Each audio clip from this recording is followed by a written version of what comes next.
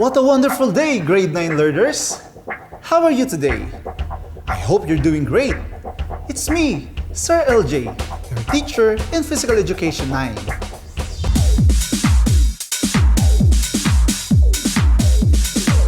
In the last episode, we discussed the different sports injuries and how to apply first aid to it. For today's episode, we're going to discuss the qualities of a sports official. We are going to learn the ethics and guidelines of being a sports official. Are you ready to learn this? Great! But before that, I want you to get a piece of paper and pen to write down all the crucial details that we will discuss in this episode. Now, let's have some recap. Answer the following. Answer true if the statement is true and false if not. Number 1. Heat exhaustion is a condition whose symptoms may include heavy sweating and a rapid pulse resulting from your body overheating. Is it true or false? The answer is true. Number 2. Sprain is the sudden, involuntary contractions that occurs in various muscles. Is it true or false? The answer is false. Muscle cramps are the sudden, involuntary contractions that occur in various muscles. Number 3. The meaning of E in the RISE method is elevate. Is it true or false? The answer is true. Did you get all the answers? Excellent! Since you remember our lesson last episode, let's move on to our main discussion. Our idea of sport participation is mostly limited to the player's role in the sports field. Perhaps it is highlighted during competitions. There is more to sports than just being a player, and that is officiating. The sports official is a role model charged with enforcing the concept of fair play and good sportsmanship. It provides a unique opportunity to influence young people positively. Therefore, an aspiring official must possess a number of qualities to meet the goal of having a satisfying, complaint-free, impartial, and successful game. The following are some of the qualities to be considered. First, physical qualities. It refers to the physical attributes of an officiating official. He needs to have a high level of fitness to be able to perform his job. Next is emotional qualities. It refers to an official's emotional readiness to perform his or her role in a game. Next is mental qualities. Mental toughness is the term used to refer to all of the qualities of one's mental preparations in officiating a game. To be mentally tough requires staying focused, regulating one's performance, handling pressure, awareness, and control of thoughts and feelings, and command and control the environment. And last, social qualities. It refers to the ability to deal with others in any given situation. Complaints are inevitable in a game. An officiating official can settle disputes without sacrificing the integrity of the game and the officiating team. When you register as officials and volunteer to work at events, you agree to uphold these values. First, be a benefit and cause no harm. A primary value of officiating is to provide a benefit to those with whom one interacts in the competition area, like athletes, coaches, spectators, volunteers, and other officials. A related value is not to harm. Next, be accurate and responsible. These values means that officials should strive for accuracy and consistency in their officiating actions and dependable and trustworthy in their work as officials. Next, be supportive of other participants and loyal to our sports organizations. Officials should exhibit loyalty and politeness and other organizations to which the official belongs or is representing in the context of a competition. They should extend such commitment and courtesy to individuals involved in athletics at all levels. Next, act with integrity. Integrity refers to a firm adherence to an ethical code and the absence of impairment or disability. This implies that officials will not allow their judgment to be adversely influenced by personal loyalties or personal gain. Adhere whenever possible to the specific of this ethical code and avoid officiating when their mental or physical competence may be impaired. Example, through physical illness, emotional distress, or some other personal limitation. Next is act with fairness. Fairness refers to performing one's duty in an unbiased manner. Next is show respect for participants' rights and dignity. Officials must respect individual athletes or other parties at competitions independent of cultural, ethnic, gender, age, or other characteristics that may set the other person apart from the official's background and sense of familiarity. Next is exhibit professionalism. Professionalism means exhibiting a courteous, conscientious, and generally business-like manner in the workplace, including volunteer workplace. Next is model appropriate health habits.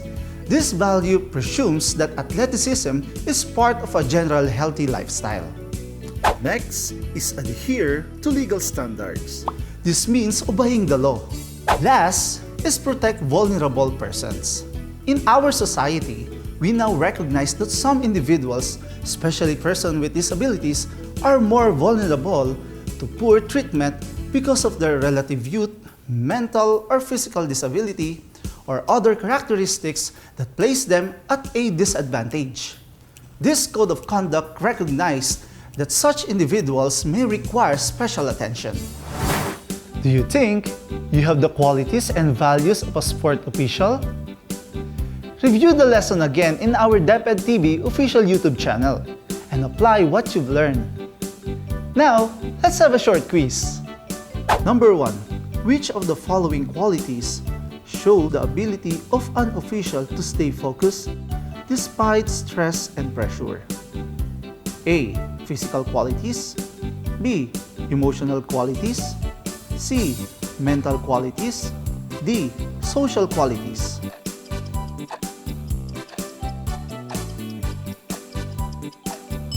The correct answer is letter C. Mental qualities. Number 2. What is the value of a sports official that performs one's duty in an unbiased manner?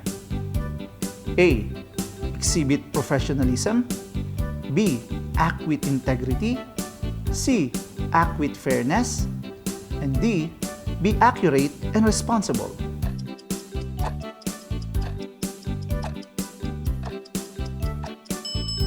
What is your answer? It's letter C. Act with fairness. Number 3. What is the value of a sports official that strives for accuracy and consistency in their officiating actions? A. Exhibit professionalism. B. Act with integrity. C. Act with fairness. And D. Be accurate and responsible.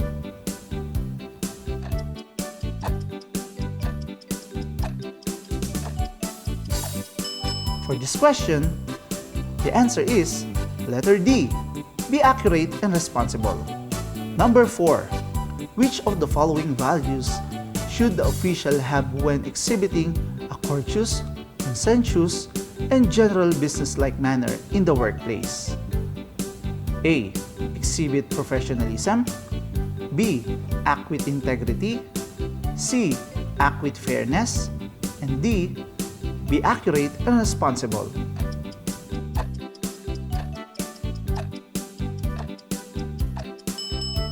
The correct answer is letter A. Exhibit professionalism. Number 5. Who is the role model charged with enforcing the concepts of fair play and good sportsmanship? A. Player. B. Coach. C. Sports official. D. Parents.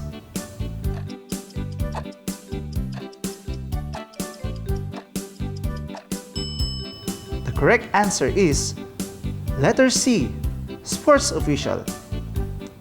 Did you get all the answers? Very good! I hope you enjoyed our today's discussion. Once again, this is Sir Eljay. And now, let's learn how to make our body, heart, and mind healthy with Sir Tony on Health 9.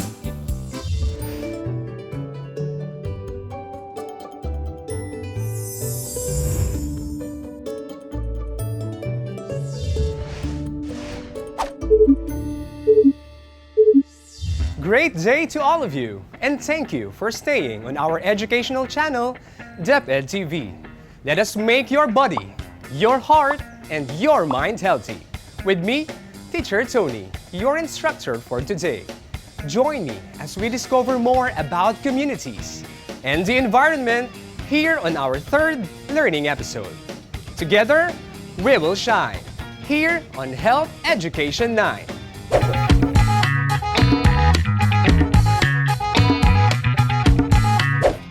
Do you remember our virtual tour of Puerto Princesa City in Palawan last week? That episode has opened our eyes to the perks or benefits that we can all enjoy if we have a healthy environment. During that one-of-a-kind tour, we have also learned about the types of environments. We also gained understanding about some determinants of a healthy community. It is no doubt that our planet is a giving planet. It continues to be very generous in providing a natural environment that supplies our needs to survive. Food, water, medicine, materials for shelter, and natural resources. It serves as our only habitat to continue and enjoy life. Sad to say, when we overuse and abuse the environment, different problems and issues arise, all of which has a direct impact in our way of life, and most importantly, to our health. Today, we will talk about the nature of some environmental issues that our country is facing. Environmental issues are existing problems with the planet's systems that have developed as a result of human interference or mistreatment of the planet. According to a lawyer, educator, and environmental policy expert, and my tokayo, Sir Tony Lavinia, environmental issues can be classified as green for problems related to terrestrial ecosystems, blue for coastal, marine, and water-related challenges, and brown for pollution, waste, and other industrial problems. In addition, he suggested a fourth class of environmental challenge, the black issues, which are the enormous and existential challenges we are facing today.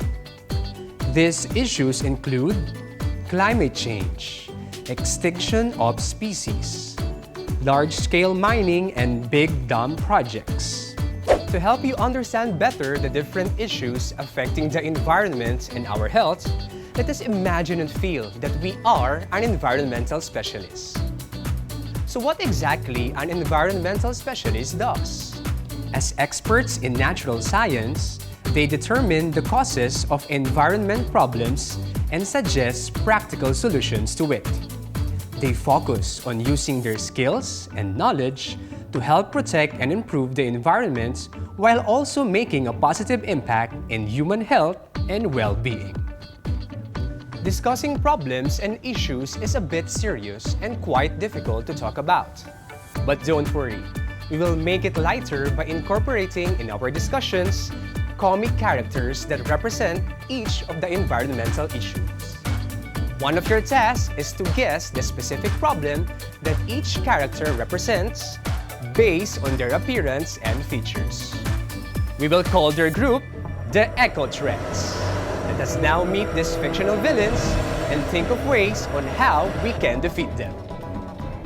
First on our list is Hazardo. Hazardo is comprised of a combination of different waste. He feels energized every time people takes for granted how waste should be properly treated or processed. He is one of the culprits of water contamination, flooding, air pollution, and spread of diseases. Hazardo is really gross, isn't he? What do you think is the environmental issue he represents? Wow, you got it correctly. Poor solid waste disposal. Solid waste management remains a major challenge in the Philippines, especially in urban areas. For example, in Metro Manila, more than 9,000 tons of waste are produced every day. Improper disposal, inefficient garbage collection, and lack of disposal facilities are among the primary concerns in the country's solid waste management. I hope that this new knowledge of yours will not be put into waste. What can you do to act on this problem? Next, let's meet Toxica.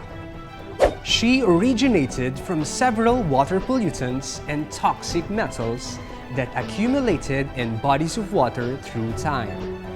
A huge part of Toxica is domestic sewage, or the wastewater that carries used water from our households. She also has oozing oil and chemicals on her body that she got from spills and illegal dumping of these substances. She is extremely delighted when she gets to spread waterborne diseases in communities. The government tries to clean up the problem on water pollution by implementing fines to polluters as well as environmental taxes, but many concerns have not been addressed. During the dry season, many areas still experience shortages of clean water. Let's meet the third member of the eco-threats, Exhaustia. Dark-skinned and mysterious-looking, Exhaustia is born out of automobile exhaust, particulate material, toxic metals, and atmospheric acids. Her supremacy in the atmosphere is also caused by the presence of greenhouse gases and other pollutants, all of which can cause us respiratory ailments. You better wear your face mask on because you don't want to experience difficulty in breathing when you get a close encounter with Exhaustia. What do you think is the environmental issue she represents? If you answered air pollution, then you are correct. Did you know that in 2019, the Philippines ranked 57th out of 98 countries of the world's most polluted countries? Concentrations of tiny particulate matter, known as PM2.5, averaged 17.6 micrograms per cubic meter last year. It exceeded a safety limit set by World Health Organization, which is 10 micrograms per cubic meter. The challenge now is how we can improve the quality of our air. Are you up for the challenge of taking actions that will lessen air pollution? And finally, let's get to know the leader of the group, Climadron. Highly intelligent and mechanical in nature, Climadron sees himself as superior to all others. As a result of global warming, he takes pride and is the culprit of hotter and drier conditions, rising sea levels, extreme weather events, and disruption of the oceans, affecting living organisms and the natural environment. His lifeblood are the greenhouse gases that traps sun's heat that eventually warms the Earth's surface. Is Climadron really too hot to handle? What major environmental concern does this villain represent? You're right, climate change. Our country is not exempted in the unpredictable and undesirable effects of climate change. For years now, our country has experienced extreme weather conditions that greatly affected our environment, agriculture, and economy. Our fictional villains, the eco-threats, just represents a fraction of our list of environmental problems that our country is facing. Can you think of the other issues that affect our environment? Other existing environmental concerns in our country include noise pollution, declined biodiversity and wildlife extinction, deforestation and illegal logging, illegal mining, landslides, dynamite fishing and coastal destruction, and, sadly, a lot more. You can directly feel the impact of the environmental issues in your community. That is why this lesson is designed to help you prepare on becoming responsible and proactive individuals. Being proactive means you are visionary, you are actively engaged, and you make things happen. I believe you are now ready to act as a junior environmental specialist and assess your community. On a clean sheet of paper, list down at least 3 environmental issues that you observe in your community. After that, rank them according to which is the most pressing concern, 1 being the most pressing issue. Then, answer the following questions. Number 1. How do these environmental issues affect you and the lives of others in your community? Number 2. As a responsible and proactive youth, what can you do to minimize, if not, solve these problems? You can share your answers by posting it on your social media accounts. You may include the photos of your existing environmental issues in your community and the practical things that you do in addressing these concerns. Reminder, our dear learners, always follow the safety health protocols set in your respective areas. Use the hashtag #IamProactive and hashtag #IamAnEnviHero. I would love to hear from you, so what are you waiting for? Post your answers and photos now. Environmental issues should not be taken for granted. We should all act now. Together, let's all be heroes and make a positive change in our environment. Speaking of change, starting next episode, Teacher Eljay will be your teacher for Health 9. Join her in discussing the prevention and management of environmental health issues. To our young Envi heroes, this has been Teacher Tony. Keep safe and make your health a priority.